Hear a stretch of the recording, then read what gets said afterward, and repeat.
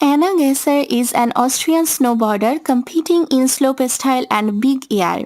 She was born on August 16, 1991 in Villach, Austria. In Beijing 2022, Anna Gasser defended her Olympic title in women's snowboard big air after an epic duel with slopestyle gold medalist Zoi Sadowski-Synnott. In 2018 Winter Olympics, Anna Gasser won gold in the inaugural big air event with a total score of 185 points. She also competed in the women's slopestyle final where she finished 15th. In 2018, Gasser became the first woman to land a cab triple underflip.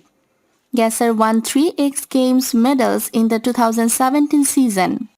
She also won gold in slopestyle at the Burton US Open and gold at the Snowboarding World Championships, receiving a score of 100.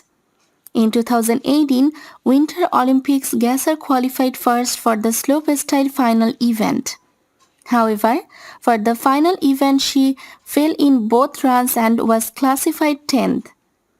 Amy Fuller, who was a British competitor who had been eliminated earlier, joined the BBC Sport team for the final of her event, which included Gasser.